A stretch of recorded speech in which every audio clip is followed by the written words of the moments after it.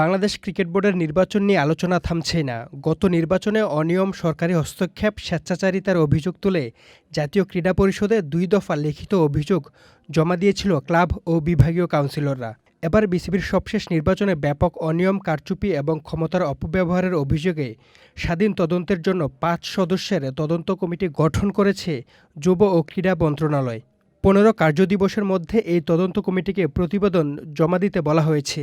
জাতীয় ক্রীড়া পরিষদের যুগ্ম সচিব মোহাম্মদ সুলাইমান খান স্বাক্ষরিত চিঠিতে বলা হয়েছে, বিসিবির ২০২৫ সালের নির্বাচনে অনিয়ম ও দুর্নীতির অভিযোগ খতিয়ে দেখার জন্য যুব ও ক্রীড়া মন্ত্রণালয় এবং জাতীয় ক্রীড়া পরিষদের সম্মতিতে একটি ৫ সদস্যের তদন্ত কমিটি গঠন করা হয়েছে।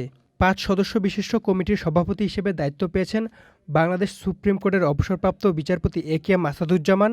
এছাড়া যুব ও ক্রীড়া মন্ত্রণালয়ের অতিরিক্ত সচিব মোহাম্মদ সেলিম ফকির, ঢাকা মেট্রোপলিটন পুলিশের দক্ষিণ যুগ্ম পুলিশ কমিশনার মোহাম্মদ নাসিরুল ইসলাম, সিনিয়র ক্রীড়া সাংবাদিক এ.টি.এম. সাইদুজ্জামান ও বাংলাদেশ সুপ্রিম কোর্টের অ্যাডভোকেট ব্যারিস্টার সালেহ আকরাম সম্রাট এই কমিটিতে সদস্য হিসেবে দায়িত্ব পালন করবেন। কমিটির কার্যপরিধিতে বলা হয়েছে, বিসিবি নির্বাচন ২০২৫-এর অনিয়ম, কারচুপি ও ক্ষমতার অপব্যবহারের অভিযোগ পর্যালোচনা করা, এছাড়া প্রয়োজনীয় তথ্য ও নথিপত্র সংশ্লিষ্ট ব্যক্তিদের বক্তব্য সংগ্রহ করা, একই সাথে নির্বাচনী প্রক্রিয়া বিধিবিধান অনুযায়ী হয়েছে কিনা তা পরীক্ষা করা। ২০২৪ সালের ৫ই আগস্টের পর বিসিবির সভাপতির দায়িত্ব দেওয়া হয় ফারুক আহমেদকে।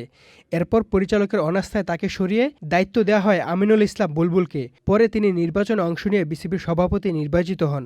অনিয়মের অভিযোগ তুলে তামিম ইকবালসহ বেশ কিছু পরিচালক প্রার্থী এই নির্বাচন থেকে সরে দাঁড়ান।